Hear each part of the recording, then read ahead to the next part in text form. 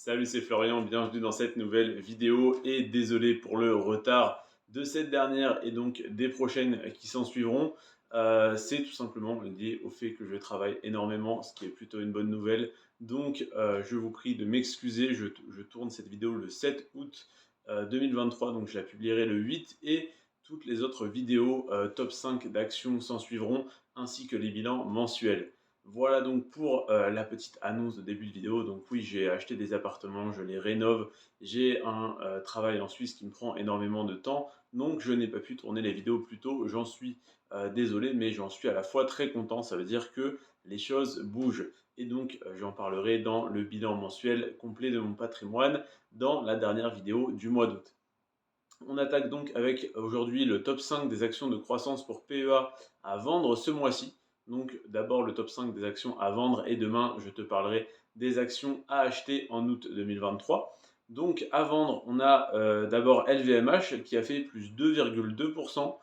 Donc elle est en hausse constante depuis pratiquement 6 mois ou un an, je ne sais plus. En tout cas, elle a explosé cette dernière année.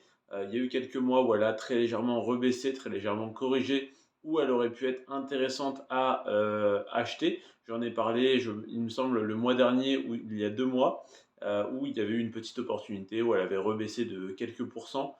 Et ce mois-ci, elle est repartie à la hausse, ou plutôt le mois dernier, donc en juillet. Et donc sur le mois d'août, on a une action qui a fait plus 2,2% sur les 30 derniers jours, donc qui n'est pas forcément la plus intéressante à acheter aujourd'hui.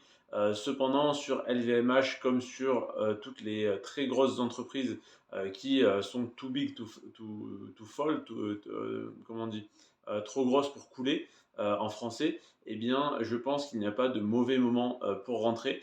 Il n'y a que des opportunités parfois plus intéressantes que d'autres, mais que ce soit sur LVMH, sur Apple, sur Tesla, on a toujours l'impression d'être trop haut sur le cours de l'action, sur le PER, etc.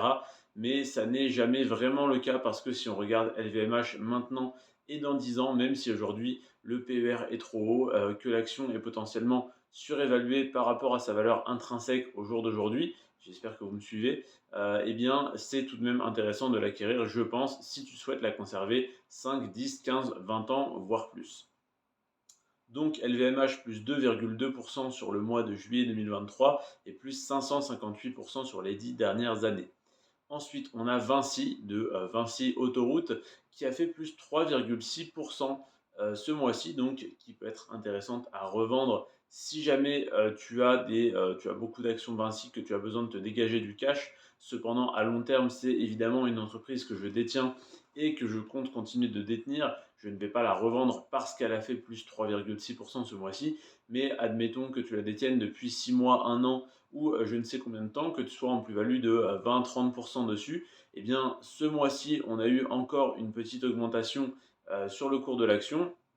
Donc si tu te posais la question de revendre ou si tu as besoin de cash pour réinvestir sur d'autres entreprises, comme par exemple celles au pluriel dont je te parlerai demain, qui ont fait jusqu'à moins 4% le mois dernier, eh bien tu peux revendre certaines dont je vais te parler aujourd'hui. Vinci peut en faire partie. Donc 3,6% de croissance sur le mois dernier et 176% sur les 10 dernières années. Ensuite, en troisième position, on a Téléperformance, donc le call center assez, voilà, pas leader de son secteur, il me semble, mais en tout cas très bien placé, voire peut-être même leader. Donc Téléperformance, plus 3,8% sur le mois de juillet 2023 et plus de 198% sur les 10 dernières années.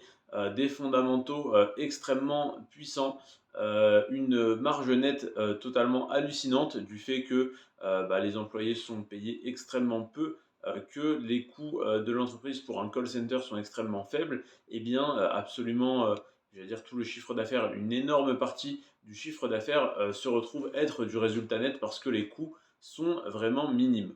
Donc Téléperformance, une entreprise extrêmement rentable qui est ou qui a été en tout cas récemment au cœur de très nombreux scandales, ce qui a fait énormément chuter le cours de l'action. Et donc ce mois-ci, on a plus 3,8% parce que, comme je le dis depuis des mois, depuis que l'action commence à baisser, c'est une action extrêmement puissante, extrêmement intéressante et une entreprise extrêmement rentable derrière. Donc Téléperformance, ça fait des mois que je te conseille d'en acheter si l'action t'intéresse parce qu'elle était en baisse. Ce mois-ci, elle est en hausse. Donc, tu peux regarder le PER pour voir si c'est peut-être encore intéressant d'acheter. Mais en tout cas, si tu as acheté il y a quelques mois et que tu as une légère plus-value, ça peut être intéressant, une fois de plus, de revendre si tu as besoin de te dégager du cash. Et en deuxième position, on a ST Microelectronics. Là, on commence à être sur des belles hausses parce qu'on a plus 5,6% sur le mois de juillet 2023. Et c'est également l'action de croissance pour PEA qui a la plus forte hausse sur les 10 dernières années. En tout cas, parmi les 5 que je te présente aujourd'hui, c'est donc ST Microelectronics qui a fait plus 604% sur les 10 dernières années, ce qui est assez impressionnant. Donc 604% de croissance, ça fait x7. Imagine-toi avoir mis, je ne sais pas, 1000 euros sur ST Microelectronics il y a 10 ans. Eh bien aujourd'hui, tu n'aurais pas 1000 mais 7000 euros sans compter les dividendes. Donc c'est plutôt pas mal. Tu aurais même 7040 euros pour être précis. Donc ST Microelectronics plus 5,6% ce mois-ci. C'est une des meilleures actions à détenir sur le long terme. En tout cas, sur les 10 dernières années, ça a été le cas. C'est une entreprise dans le secteur des semi-conducteurs. Donc c'est un secteur qui s'est extrêmement bien développé sur les 10 dernières années, mais qui devrait continuer sur les 10 prochaines sans aucun doute. D'autant plus avec la croissance des voitures électriques qui demandent énormément de petits matériaux de ce type, donc de semi-conducteurs. Donc ST Microelectronics, pour moi, une entreprise de passé, de présent et d'avenir, de passé très récent, mais surtout d'avenir. Voilà, donc 5,6% de croissance ce mois-ci, mais évidemment, je ne revendrai pas parce que je compte garder sur du long terme. Mais si tu as besoin de te dégager du cash et que tu es peut-être déjà en très forte plus-value, ce qui est très probable sur ST Microelectronics, ça peut être intéressant d'en revendre un petit peu uniquement si tu as vraiment des opportunités beaucoup plus intéressantes à saisir.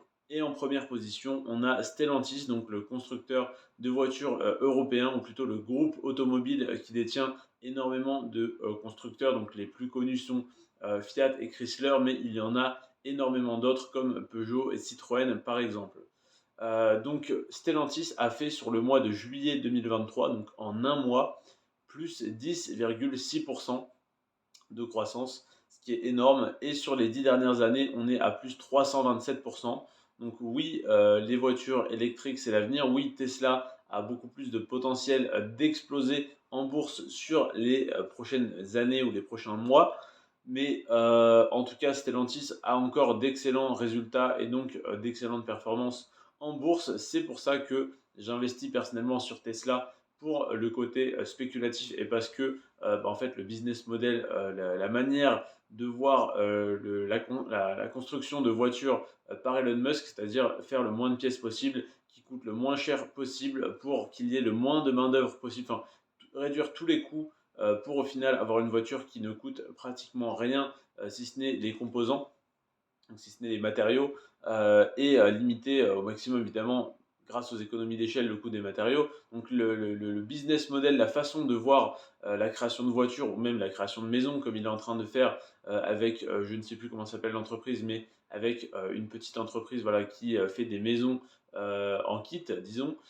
Donc la manière dont il voit ces produits, je la trouve extrêmement intéressante d'un point de vue entrepreneurial et investisseur. Donc je veux évidemment investir sur Tesla, mais Stellantis, c'est vieux comme le monde et c'est extrêmement rentable au jour d'aujourd'hui, et comme ça l'a été sur les dernières années. Donc, je ne pense pas que Stellantis va faire faillite. Je pense que Stellantis va un petit peu souffrir du retard qu'elle a sur la transition vers l'électrique, si tant est qu'il y ait une transition à 100% vers l'électrique dans les 10, 15 ou 20 prochaines années. Donc, ce qui est dit, je crois que c'est à l'horizon de 2035 qu'ils n'auront plus le droit de vendre de voitures thermiques. En tout cas, je pense que ça va évoluer, que ça ne va pas être aussi radical que ça. En tout cas, Stellantis pour l'instant se porte très bien. Donc, je continue d'investir dessus avec plaisir. Mais si tu souhaites, à titre personnel, toi, sortir de cette entreprise, donc revendre tes actions, c'est peut-être le bon moment parce qu'elle a fait plus 10,6% sur le mois de juillet.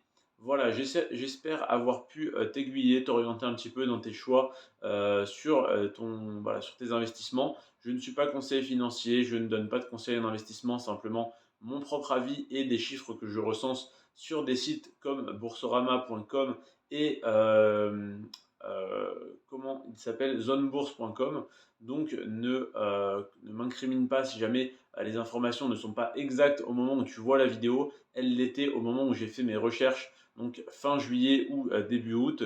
Voilà, oui, c'était dans les derniers jours de juillet, il me semble. Donc n'hésite pas à vérifier évidemment tous ces chiffres, toutes ces informations. Et les cours de bourse évoluent tous les jours, en tout cas tous les jours ouvrés. Donc évidemment que ces informations ne sont plus vraies au moment où tu vois cette vidéo, mais c'est pour avoir une photographie à un instant T de ce qui s'est passé sur le marché. Je te remercie en tout cas d'avoir regardé cette vidéo jusqu'à la fin. Et si tu souhaites vendre, tu es donc sur la bonne vidéo. Mais si tu souhaites acheter certaines actions ce mois-ci, je te recommande de regarder la vidéo qui sortira demain, à savoir le top 5 des actions de croissance pour PEA à acheter en août 2023. C'était Florian, je te remercie d'avoir regardé cette vidéo jusqu'à la fin. Sur ce, prends soin de toi et de tes finances et à demain. Ciao.